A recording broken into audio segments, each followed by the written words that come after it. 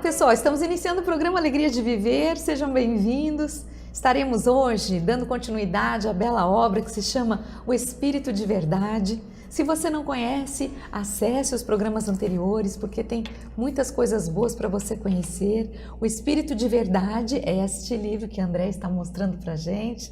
Ele é de autoria de diversos espíritos e os médiuns que são responsáveis por esse trabalho são Chico Xavier e o Valdo Vieira. Graças a esses dois médiuns nós temos essas mensagens que são de diversos espíritos, como Emmanuel, André Luiz, Militão Pacheco, enfim, diversos. E vale a pena você conhecer. Nós estamos pensando alguns capítulos deste livro, não estamos fazendo o livro completo, mas é uma bela obra que você pode adquirir também. Hoje entraremos num capítulo que fala sobre o orgulho, daqui a pouquinho. Mas antes disso, vamos chamar o nosso querido André Luiz Ruiz. Como vai, André? Olá, Solange! Olá, queridas irmãs, queridos companheiros deste programa que eu tenho certeza só fica mais rico porque você está participando, você nos está ajudando com a sua audiência, com a sua participação. Nós somos muito gratos a você estar sempre nos estimulando a seguir nessa trajetória e esperamos que você, neste livro, O Espírito da Verdade, como Chico costumava chamar, que também pode ser encontrado em outras obras como O Espírito de Verdade. Nós temos essas duas denominações. São mensagens muito importantes que nos trazem orientações a respeito das metas, dos roteiros, dos rumos, que na vida prática, no dia a dia, nós devemos observar. Não é um tratado de filosofia teórica, de coisas assim para o raciocínio intelectual, para o ruminar de conceitos e aprofundamentos em discussões polêmicas. Não é academicismo, é a aplicação do Espírito da Verdade no nosso dia a dia. Por isso que é tão importante. Nós estamos dando sequência a este livro, ficaremos mais algumas semanas com ele, apenas para que você possa ter uma noção do seu conteúdo. Por quê? Porque algumas das obras de espíritos através do Chico, elas acabam ficando meio esquecidas, ou porque elas não tratam de um tema monolítico, do começo ao fim, um tema que seja romance, ou seja, um tema mais elucidativo, com começo, meio e fim, ou seja, de meditações sobre determinadas áreas do conhecimento. Algumas pessoas não se veem estimuladas a procurar estes conceitos de uma forma um pouco mais consistente. Nós estamos fazendo, então, uma amostragem para você ver quantas coisas bonitas nós encontraremos em obras como esta e outras que também, ao longo da psicografia, de uma vida de psicografia, Chico Xavier foi o veículo. Aqui hoje, por exemplo, nós vamos ouvir a palavra, vamos ler e comentar a palavra de um brasileiro bastante importante no movimento espírita, Cairbar Schutel, é o autor deste capítulo, da mensagem que nós iremos ver, não é, Solange? E o capítulo de hoje é o 36. O título do capítulo se chama O Filho do Orgulho. Então pegue seu livro, daqui a pouquinho nós estaremos com o nosso slide também na tela, para que a gente possa seguir, acompanhar a leitura. Vamos lembrar que este capítulo ele está atrelado ao Evangelho segundo o Espiritismo, ao capítulo 7º do Evangelho, que fala sobre bem-aventurados os pobres de espírito, mais especificamente no item 11. Então depois vocês podem dar uma olhadinha nessa mensagem do Evangelho e acompanhar o que foi que Cairbar Schutel trouxe para nós acerca deste tema. Vamos seguir então no nosso slide, acompanhem conosco. Orgulho tem filho, Solange? Orgulho? Filho? É o filho do orgulho. Vamos ver, quem será que é o filho do orgulho? O orgulho pariu alguém? Quem será que o orgulho pariu? E quando você então encontra o filho, você encontra o pai, não é mesmo? É. Quando você vê a cara do filho, você fala, esse daqui é filho daquele. Cara do pai. Vamos ver o que é? Já de cara ele já nos conta. O melindre, filho do orgulho, impulsiona a criatura a situar-se acima do bem de todos, É a vaidade que se contrapõe ao interesse geral. O orgulho produz um filho, e esse filho se chama melindre. Através do melindre você chega no pai. Uma pessoa que se melindra é uma pessoa orgulhosa, uma pessoa que tem esta carga de problemas, de comportamento ainda embutida no próprio ser. Pode estar disfarçada, pode estar ocultada, pode parecer que não existe. Mas o melindre revela. A cara do filho reporta a sua origem genética, que é a cara do pai. Então veja só, através do melindre você está se denunciando. Você é uma criatura orgulhosa. Nós somos assim, nós temos o defeito. E às vezes queremos ocultar o orgulho através de algumas posturas humildes ou que pareçam ser humildes. Mas quando chega o melindre, quando alguma situação te decepciona e você então não quer mais saber, quer dizer, o orgulho estava bem escondidinho, mas o melindre grita, que nem o filho, né? O filho geme, o filho chora bastante, aí todo mundo vê o filho e descobre que o pai foi quem gerou, não é? Lá está o orgulho escondido atrás do melindre. Vamos continuar então o que as palavras do Kair Bar Schutel vão nos ensinar. Vamos adiante. Assim, quando o espírita se melindra, julga-se mais importante que o espiritismo e pretende-se melhor que a própria tarefa libertadora em que se consola e esclarece. E aqui ele se dirige ao espírita especificamente. Nós veremos que este capítulo não se destinará especificamente ao espírita, mas é importante que neste caso o espírita, ou aquele que se diz espírita, esteja atento, porque é muito comum que no caminho do espiritismo as pessoas mergulhem nele carregadas de todas estas máculas que enodoam o caráter verdadeiro da sinceridade, que fazem desta pessoa uma pessoa complicada, uma pessoa, em vez de ser voluntária, uma pessoa voluntariosa, uma pessoa que em vez de ir trabalhar, ela vai dar trabalho. É isso que acontece, é o que ele está dizendo. Mas ele continua, olha lá. O melindre gera a prevenção negativa, agravando problemas e acentuando dificuldades, ao invés de aboli-los. Esta alergia moral demonstra má vontade e transpira incoerência, estabelecendo moléstias obscuras nos tecidos sutis da alma. Aí você começa a entender por que tem tanta gente que é obsedada. Porque como isso está fumegando por baixo da superfície, muitas pessoas não percebem que aquela pessoa é orgulhosa. Mas as entidades que nos acompanham, sobretudo aquelas que trabalham contra o esforço espiritualizante do Consolador Prometido, estas entidades detectam a fumaça por debaixo. E elas sabem que aquela pessoa, ela é delicada. Ela é assim, muito sensível, muito suscetível. E qualquer coisinha que a contrarie, pronto, o fogo aparece. Surge a labareda. Aquilo que antes ninguém percebia, agora vem à tona. Então você percebe que através dessas brechas mentais e emocionais, espíritos que estão muitas vezes querendo atrapalhar o caminho da doutrina, o caminho de uma instituição, o caminho de um grupo, utilizam-se de pessoas que tenham estas características, que sejam muito suscetíveis, delicadas, e que se ouvirem alguma coisa um pouco que as contrarie, elas já rompem. Tudo isso é o quê? É um estorvo, a trave no olho, né? A gente vê o cisco no olho do outro, mas não vê a trave no nosso. É o que ele está dizendo aqui.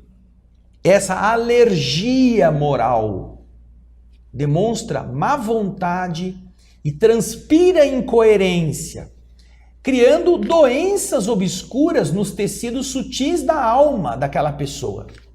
Evitemos tal sensibilidade de porcelana, que não tem razão de ser. E agora ele vai fazer o quê? Ele vai fazer uma análise, o médico chamaria uma anamnese. Basta ligeira observação para encontrá-la a cada passo. A gente encontra um milindre disfarçado de todo tipo de comportamento. Vamos ver aqui vários deles. Primeiro, é o diretor que tem a sua proposição refugada e se sente desprestigiado, não mais comparecendo às assembleias. ele é o diretor, ele deu uma opinião e ninguém deu apoio à opinião dele. Então, eu sou o diretor, ninguém me considerou, não vou mais. Vocês se reúnam aí que vocês resolvam. É o médium advertido construtivamente pelo condutor da sessão quanto à própria educação mediúnica e que se ressente, fugindo às reuniões. Nossa, eu sou tão sincero, eu faço tão bem o meu papel de médium, procuro ser tão sincero, o fulano chamou minha atenção, meu Deus! Então este não pode ir na reunião mediúnica mais, porque ele está com o coração azedo. Quer dizer, ele está com o obsessor junto dele. Ele não entendeu que ele não é o perfeito, que ele não é a criatura que não erra, que ele deveria agradecer ao dirigente por tê-lo alertado, por tê-lo feito pensar sobre coisas que talvez ele estivesse distraído em relação à educação da mediunidade.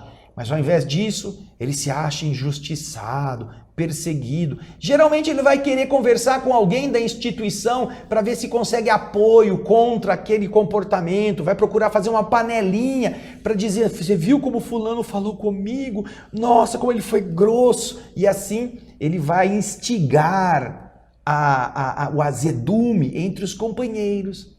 Veja só a porta aberta para entidades que querem desestruturar um trabalho harmônico, um trabalho sério, usando pessoas dessa natureza. Então, você é médium, você trabalha na casa espírita não como médium, como qualquer outra coisa. Preste atenção. E se você está fazendo o que é correto, e agradeça se alguém te corrigir, porque aí está a humildade verdadeira. Me perdoe, eu pensei que fosse assim que deveria ser feito, mas eu vou me corrigir. Pronto, resolveu o problema. O que mais, Solange? O comentarista admoestado fraternalmente para abaixar o volume da voz e que se amua na inutilidade. O que será que é isso, Solange? Ele deixa de trabalhar simplesmente porque ele foi advertido a falar mais baixo.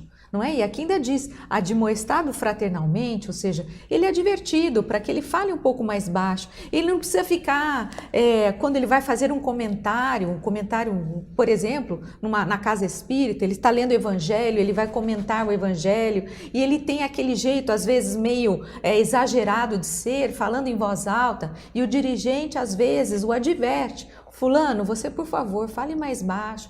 Né? Você não precisa gritar ou falar de uma forma, não é? Dessa maneira. É possível você abaixar o volume. E aí, esse comentarista, o que acontece? Ele meio que se sente desprestigiado, se sente envergonhado, enfim, ele deixa de ir ao trabalho por causa disso. Solange, e isso você está se referindo, como o próprio Caibar Schutel está, às reuniões de uma casa espírita ou de um templo. Mas uma vez eu fui assistir uma formatura de direito aqui na minha cidade. Eu estava assistindo o discurso do paraninfo. Um paraninfo de uma faculdade, ele faz um discurso que deva ser adequado ao ambiente, à formação daqueles que vão começar a trabalhar na mesma atividade. E ele estava com o seu discurso já passando de 40 minutos de discurso. Ninguém vai numa formatura para ouvir o discurso de 40 minutos de um paraninfo. Quando ele estava e falando coisas totalmente diferentes do que é o objetivo da formatura. Então o dirigente, que era o diretor da faculdade, tomou a palavra e disse a ele, eu gostaria de fazer uma advertência protocolar ao paraninfo a respeito do tempo que ele está consumindo para fazer o seu discurso. Aí, do palanque onde estava o paraninfo, ele se sentiu ofendido e disse, então, como me cerceiam a palavra, eu me retiro. E chamou os alunos que se retirassem com ele, porque ele também não gostava do diretor da faculdade. E ele saiu todo durinho, assim, foi embora. E um idiota de um aluno puxa-saco daqueles bem... Aí também se levantou e foi embora, imaginando que outros iriam sair. Mas foi o único. Quer dizer, essa é uma demonstração claríssima De como as pessoas, e olha, bacharel, doutorado, professor, estava num cargo importante ali para fazer, foi escolhido pela turma para ser o paraninfo. Teve uma atitude de criança, de moleque. Deveria, olha, eu agradeço a direção da mesa por me alertar, a minha emoção me fez arrastar o meu discurso. Me desculpem, eu gostaria muito de compartilhar esse momento com vocês. E eu então me despeço com muita saudade dos meus alunos. Isso. Não. Seria muito mais bonito. Que ofensa, que não me considera. Aí, foi embora, saiu sozinho. É um bom exemplo. Né? Opa. É uma coisa... E olha, ainda o diretor disse, eu estou fazendo uma advertência protocolar, ou seja, é do protocolo, que tem que ser cumprido. Um discurso não pode durar 1 hora. Numa reunião que está todo mundo lá esperando, ainda tem mais gente para falar, tem os alunos que tem o seu orador, tem toda a entrega do diploma. Ah, pelo amor de Deus, não é? Falta juízo, falta bom senso. Agora, é claro que também na instituição religiosa isso é muito grave, porque demonstra um problema de avaliação, de autoavaliação. Observe se você está tendo um comportamento assim e agradeça aquele que te adverte. Escuta, fala mais baixo, isso está irritando as pessoas que estão te ouvindo. O que mais, Solange? É interessante porque Caibar traz mais exemplos para a gente e deixa tudo muito claro. Como, por exemplo, o colaborador do jornal que vê o artigo recusado pela redação e que se supõe menosprezado, encerrando atividades na imprensa. Lembremos que Caibar Schutel, da cidade de Matão, ele é um dos primeiros divulgadores da doutrina espírita. Salvo engano, ele é o fundador da revista O Reformador. E ele deve ter enfrentado muito abacaxi, ter muito sapo com arame farpado que ele teve que engolir, ou teve que torear ao longo de sua vida. Uma criatura devotada, desprendida, tendo que enfrentar esses antagonismos da vaidade ferida. Eu mandei e ele não publicou. Oh, meu Deus, nunca mais vou escrever nada para esse jornaleco. Assim, né? As pessoas se condoem. O melindre. Caibar Schutel está falando de cátedra, não é? Vamos continuar. A cooperadora da assistência social é esquecida na passagem de seu aniversário e se mostra ferida, caindo na indiferença. Nossa, o dirigente não me ligou, não me desejou felicidade. Nossa, que adianta eu ir lá todo dia, dobrar roupinha, fazer sapatinho de crochê? Ai, não, eu não faço mais. Trabalho tanto, nem para me ligar no dia do meu aniversário. A outra ele ligou, né? A outra ele lembrou, a outra... Se fosse a fulana, ele teria ligado. O que mais, Solange? Tem mais! O servidor do templo que foi, certa vez, preterido na composição da mesa orientadora da ação espiritual e se desgosta por sentir-se infantilmente injuriado. Todo mundo sentou na mesa, mas eu não. Tinha o nome das pessoas na cadeira reservado e não tinha nenhuma reservada para mim. Oh, meu Deus! Nossa, como é adulto esse indivíduo, não? Como ele é um trabalhador que Jesus pode contar com ele, não é mesmo? Porque uma tolice desta fez o cara se sentir agastado, desprestigiado, humilhado, e aí ele não vai mais.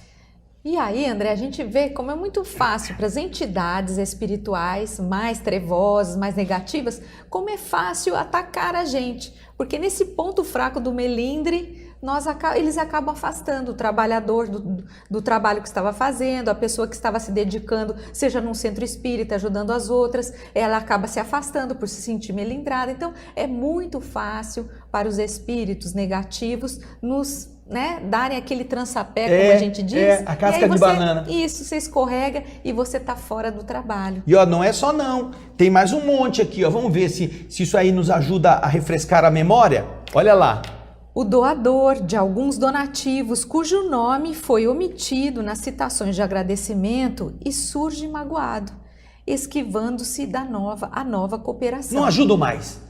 Ah, meu nome, eu dei não sei quanto e ao agradecer e não falaram de mim, não falaram do meu nome. Ele deu? Não, ele emprestou. Aliás, ele está se vendendo, ele quer aparecer diante de todo mundo com o nome lá, enaltecendo a sua referência pessoal. E ele não teve isto. Ele não deu, ele emprestou. E agora que ninguém disse nada, ele não ajuda mais. Também não ajuda. Essa gente ingrata. É assim, né? Troca a fralda.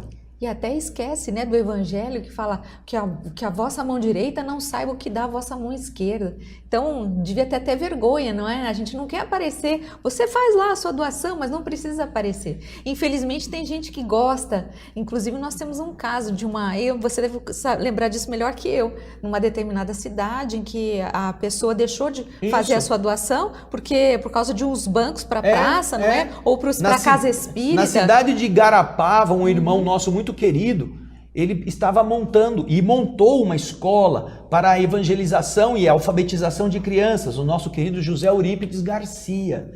E lá na cidade, ele que tinha conhecimentos, ele já tinha sido secretário estadual, municipal, de várias administrações, ele era um homem de respeito. Ele precisando montar no imóvel que era dele, que ele doou, e com os recursos que ele tinha para produzir a escola, ele precisou de 4 bancos de cimento, esses bancos assim arredondadinhos que ficam nas praças, que é feito de cimento, para colocá-lo em um alpendre onde as mães iam esperar a saída dos filhos no final do dia, na escolinha que eles não pagavam, era para criança pobre. E ele foi falar com alguns conhecidos, gente de empresas, gente de posses, e um deles disse assim, ele falou assim, eu preciso de um banco, você podia financiar o banco para a gente pôr lá no lugar? Aí o cara falou assim, não, tudo bem, eu vou te dar um nome do meu negócio, da minha empresa, para você pôr no banco. Eu falei assim, não, eu não vou pôr nome de ninguém, eu vou pôr assim, solidariedade, amor, paciência, caridade, isso que vai estar escrito nos bancos de cimento. O cara falou assim, quer dizer, eu vou dar o banco, mas o nome da minha empresa não vai aparecer lá? Eu falei assim, não vai. Então não precisa contar comigo. O cara não deu dinheiro para fazer um banco de cimento para as mães pobres sentarem e esperar, porque o nome da empresa dele não ia aparecer como uma propaganda. Olha só, que mesquinharia, que tristeza, que miséria mental. Não bastava o pobre do irmão José Eurípides estar lutando para dar ao povo humilde e pobre um pouco de conforto. Não, este queria que o nome da coisa aparecesse lá. Não, ele simplesmente disse muito obrigado, que Deus te abençoe, foi atrás de outro. Mas a lista aqui continua, os exemplos, que são muitos.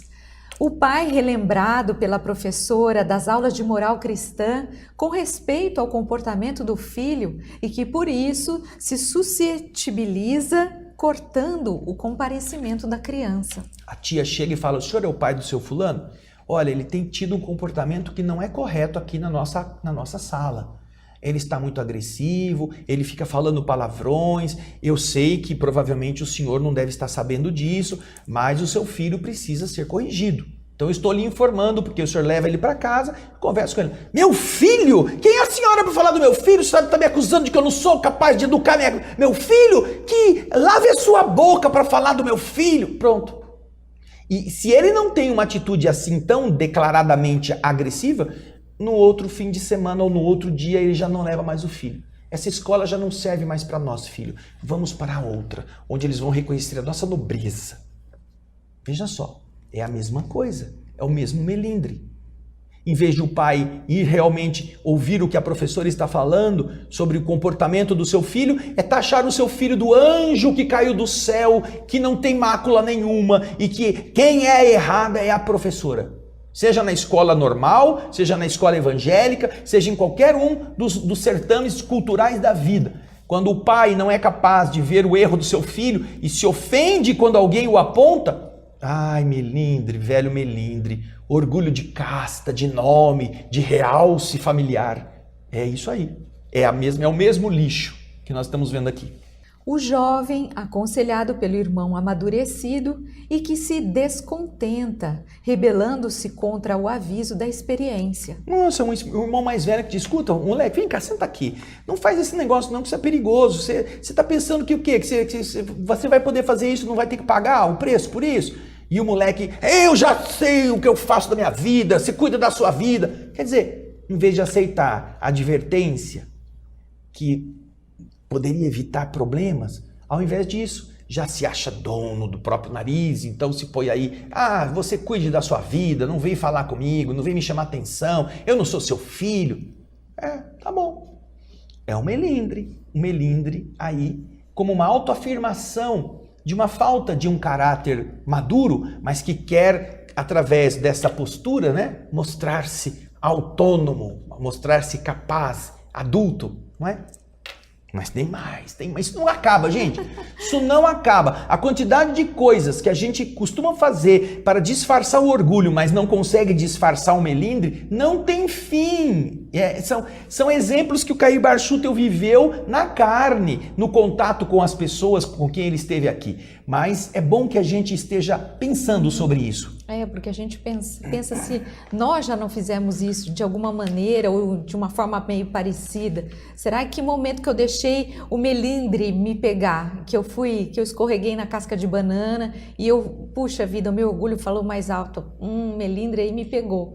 Então são exemplos bem interessantes. Vamos seguir na nossa lista aqui, porque ele fala o seguinte: a pessoa que se sente desatendida ao procurar o companheiro de cuja cooperação necessita, nos horários em que esse mesmo companheiro, por sua vez, necessita de trabalhar a fim de prover a própria subsistência. Ou seja, a pessoa, você é casada, você pede ajuda do seu marido, que é o seu companheiro, mas você vai pedir ajuda dele no horário em que ele tem que trabalhar, que ele está inclusive trabalhando para prover, não é, para cuidar da família, para trazer o alimento, o ganha-pão. Só que você tem que ser atendida naquela hora, naquele momento. E se ele não te atende por um motivo justo, muitas vezes aí nós nos melindramos, não é? Porque puxa vida, eu faço tudo, eu organizo a casa, eu cuido dos filhos, eu arrumo aqui, arrumo lá, a hora que eu faço um pedido ele não me atende.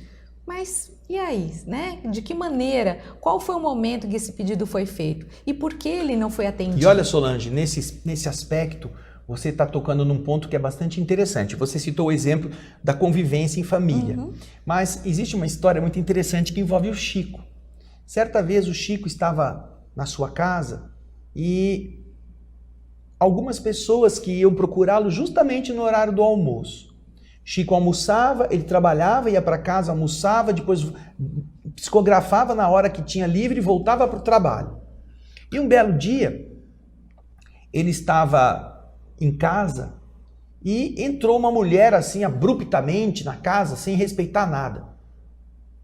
E aí então, ela chegou até o Chico, que foi surpreendido, deu 2 bofetadas na cara do Chico e falou assim: escuta, eu vou lá no serviço, dizem que você está na tua casa. Eu venho na tua casa, dizem que você está no serviço. Eu fui no serviço, disse que você está na tua casa. Eu preciso que você sente aí e receba uma mensagem do meu pai que morreu. E deu 2 tabefes na cara dele.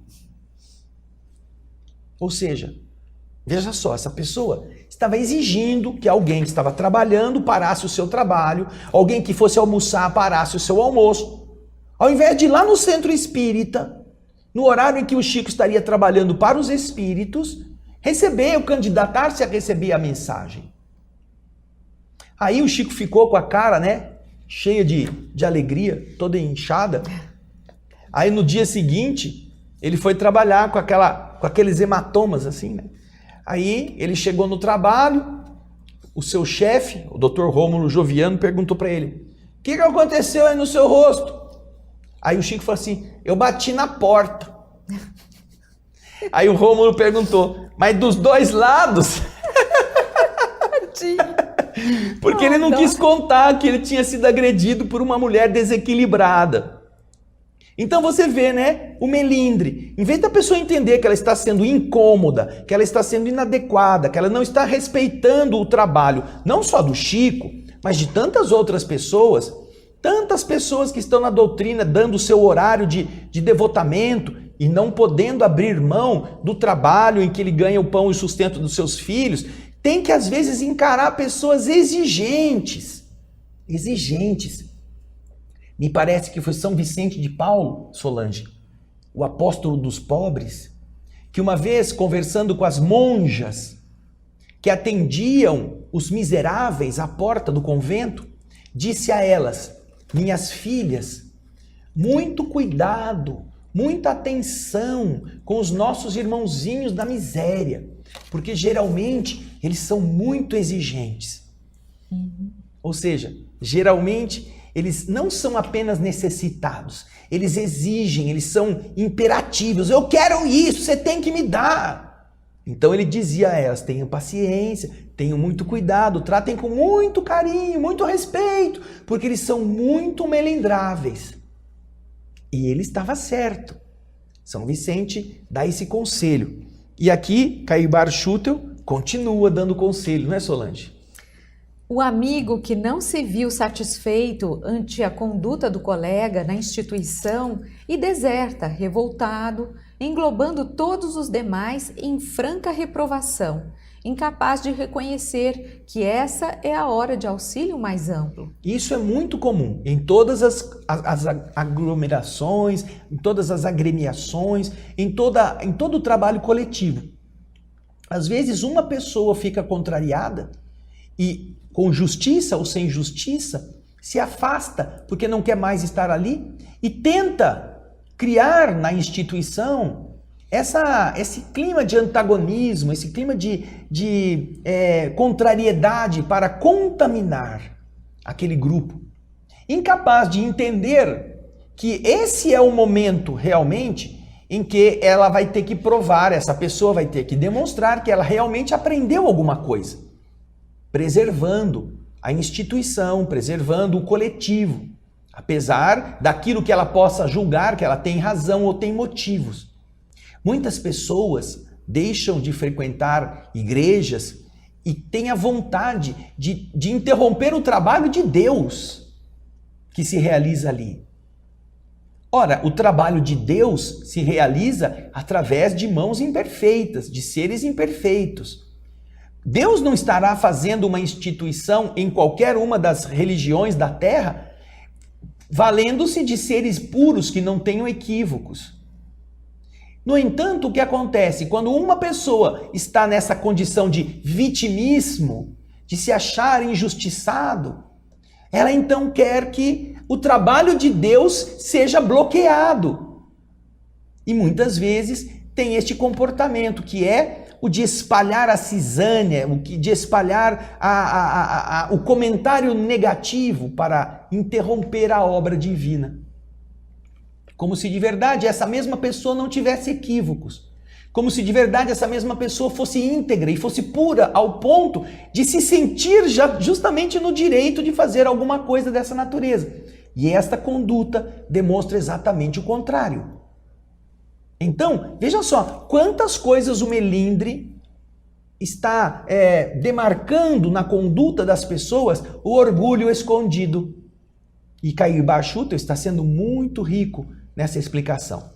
Mas eu acho que como ele tinha que acabar logo a mensagem, né? Porque ele só fez 1, 2, 3, 4, 5, 6, 7, 8, 9, 10, 11 exemplificações. Ele continua agora dirigindo-se ao espírita.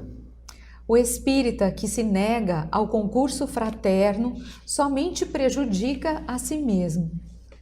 Devemos perdoar e esquecer se quisermos colaborar e servir. Devemos perdoar e esquecer se nós quisermos colaborar e servir. Nada que você tenha que se ver obrigado a ficar num lugar onde você não se sente bem. Não há problema de você ir em busca de outro local. Porém, lembre-se que se você está no caminho da evolução espiritual, também a forma de você superar essas adversidades demonstrará que você está melhorando. Então, perdoar e esquecer se você quer cooperar e servir, ser útil. Isso é do conceito do cristianismo. E aquele espírita que se nega a essa ajuda fraterna prejudica somente a ele próprio. A rigor, sob as bênçãos da doutrina espírita, quem pode dizer que ajuda alguém? Quem pode dizer que ajuda alguém? Somos sempre auxiliados. Ninguém vai a um templo doutrinário para dar, primeiramente. Todos nós aí comparecemos, antes de tudo, para receber, sejam quais forem as circunstâncias. É difícil você chegar em uma igreja qualquer ou uma instituição sem que você esteja precisando de algum aporte, de alguma ajuda. Alguns chegam porque precisam ser ajudados materialmente. Estão passando fome, estão com frio, filhos doentes, precisam de um conselho. Alguns chegam porque estão com problemas mediúnicos. Na casa espírita, por exemplo, estão perturbados. Eventos estranhos acontecem. Desajustes emocionais do nada conturbam o ambiente da família. Sonhos estranhos, visões, vozes estranhas que alguns escutam e outros não. Objetos que caem sozinhos. Muitos chegam num estado assim. Outros chegam doentes, alquebrados, abatidos, vítimas de alguma coisa que eles não enxergam, mas sabem que não corresponde ao que eles são. São estranhas ações e reações que acometem o ser cabisbaixo, deprimido. E eles não sabem o que é aquilo. Chegam em busca. Outros perdem o trabalho e vão procurar o respaldo material, do apoio. E quem sabe conseguir alguma tarefa que possam ganhar honestamente o pão de cada dia, ou um caminho que se abra. É muito difícil você encontrar numa instituição religiosa alguém que diga assim: olha, eu vim aqui porque eu estou muito feliz, eu não tenho nenhum problema, eu estou de bem com Deus e com a vida, então eu vim aqui para trabalhar por amor aos meus semelhantes. Geralmente não. A maioria vai porque está precisando, porque está pedindo, porque está em uma situação de debilidade material, de saúde, emocional ou espiritual. E é o que ele está falando. Nós todos vamos à casa de Deus para receber ajuda. Somos sempre auxiliados. Raramente as pessoas vão num templo doutrinário espontaneamente para doar, para entregar. Nós todos comparecemos aí, antes de tudo, para receber. Não importa quais sejam as circunstâncias. Às vezes receber um passe, uma transfusão de energia, uma palavra amiga de consolo. Às vezes vamos lá para desabafar, contar as nossas tragédias e esperar que alguém nos abra um caminho para o entendimento. Então, nós estamos sempre indo, esperando receber alguma coisa. Fujamos à condição de sensitivas humanas. O que é sensitiva? Você lembra, Solange? A planta sensitiva. As plantas sensitivas são aquelas plantas que quando você encosta nelas, elas fecham as folhinhas. São sensitivas. Elas são muito delicadas. Elas estão abertas, bonitas, de repente alguma coisa chega nelas, elas fecham todas as abinhas. Então, essas sensitivas humanas são as plantas que ele coloca como referência. Deixemos de ser sensitivas humanas. Convictos de que a honra reside na tranquilidade da consciência, sustentada pelo dever cumprido. Com a humildade não há um melindre que piora aquele que o sente, sem melhorar a ninguém. Olha só, o melindre piora aquele que o sente, sem melhorar a ninguém. E se você então usa o remédio da humildade, você não se permitirá isto. A humildade, a compreensão, vai fazer com que você vença o obstáculo, sem se deixar arrasar por aquele problema. Cabe-nos ouvir a consciência e segui-la, recordando que a suscetibilidade de alguém sempre surgirá no caminho, alguém que precisa de nossas preces, conquanto curtas ou aparentemente desnecessárias. E para terminar, meu irmão, imagine se um dia Jesus se melindrasse com os nossos incessantes desacertos. Não, estaríamos perdidos. Se Jesus estivesse chateado que a gente recebe tantas bênçãos e não se lembra de agradecer, nós mesmos. Pense você hoje, quantas vezes você pensou em Jesus? Não é quantas vezes você falou em Jesus. Quantas vezes você pensou no Mestre?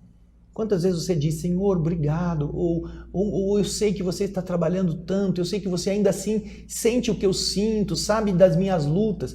Quantas vezes você pensou em Jesus? Que não fosse para aumentar o trabalho dele. Porque a gente pensa nele sempre quando a gente está com algum problema, não é? Fala assim, ó, toma o meu problema aí, vê se você se vira e você resolve para mim. Senhor, minha sogra vai passar um mês na minha casa, pelo amor de Deus, vê se o senhor consegue impedir que ela venha.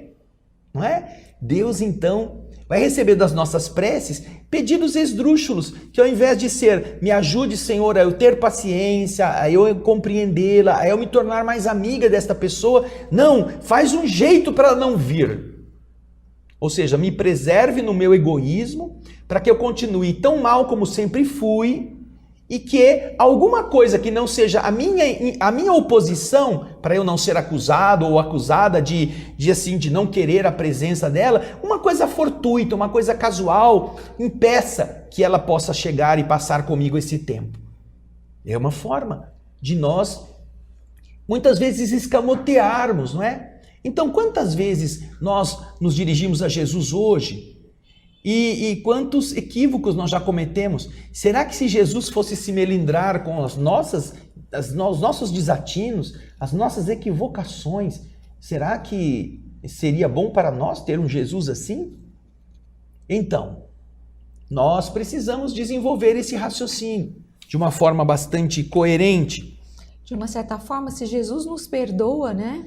E ele nos perdoa, porque se a gente parar para pensar, Jesus poderia dizer, nossa, eu desci a terra, eu ajudei as pessoas, eu me doei a todos aqueles que cruzaram meu caminho, eu curei as pessoas, os homens me crucificaram, me castigaram, me maltrataram, e esses homens infelizes agora nem reconhecem isso. Imagina se Jesus se melindrasse. Não é verdade? Então a gente conta sempre com esse perdão divino, com esse entendimento. E eu acho que é isso que essa mensagem traz. Lembrando que quando Caibar, ele linka isso com o Evangelho, né, o trecho do bem-aventurados os pobres de espírito, então a gente vê quem são esses pobres de espírito.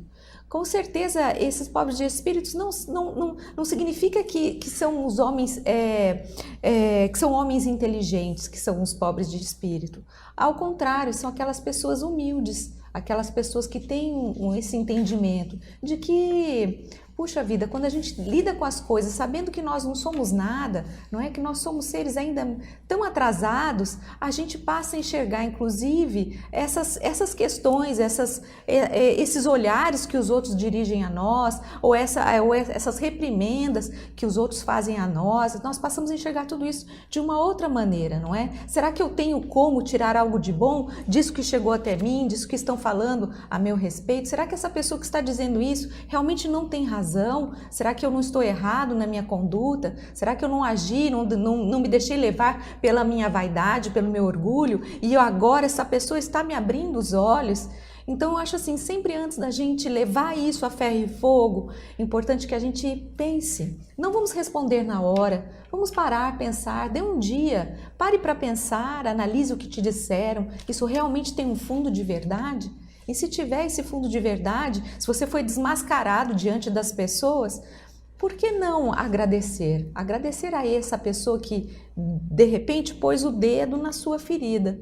E assim a gente passa a compreender tudo de uma forma diferente, como espíritos em evolução, que a gente precisa crescer. Ao invés de nos melindrarmos, falando, eu não vou mais nesse lugar, eu não quero mais falar com essa pessoa falou mal de mim, ou me traiu, ou enfim, se desfez de mim. Não. Eu vou manter, eu vou continuar indo, porque eu estou aprendendo e realmente eu tenho esses defeitos que eu preciso melhorar. E sabe, Solange, nessas coisas que você está comentando, nós temos uma coisa interessante. Pode perceber que as pessoas menos cultas, menos estudadas, elas são mais facilmente suscetíveis de perdoar, de não se sentir ofendidas por coisas que às vezes são tolices, ou às vezes são coisas mais sérias. É mais fácil, às vezes, a gente encontrar humildade nas pessoas menos formadas, menos aculturadas, do que nos grandes, nos sábios, nos doutos. E geralmente estes costumam, existem exceções, mas costumam ter uma empáfia, eu sou, onde já se viu, fez isso comigo. Então essa dificuldade é maior. Como Jesus disse, Pai, eu te agradeço por ter revelado estas coisas aos simples e humildes de coração e tê-las ocultados aos doutos e aos prudentes. É assim que Jesus se refere a isto. não é? Mas nós estamos chegando no fim, É Solange. isso mesmo, uma bela mensagem de Caibar Schutel e fica aí o convite para vocês conhecerem as mensagens anteriores. E essa obra sempre, esse livro traz mensagens muito belas. Vamos lembrar também que estamos analisando as obras do Espírito André Luiz através da mediunidade de Francisco Cândido Xavier no programa que se chama O Espírito da Letra. Então lá você pode conhecer essas obras belíssimas do Espírito André Luiz, desde Nosso Lar, Mensageiros, Missionários da Luz e assim vai. Estamos realizando agora a obra que se chama Ação e Reação. Mais alguma coisa? Não. Então, Entre lá, é isso. youtube.com/o Espírito da Letra. Ou Gente, assista na TV Mundo Maior. Isso. Um grande abraço a todos vocês. Nos vemos no próximo Alegria de Viver. Tchau, gente. Até. Obrigado.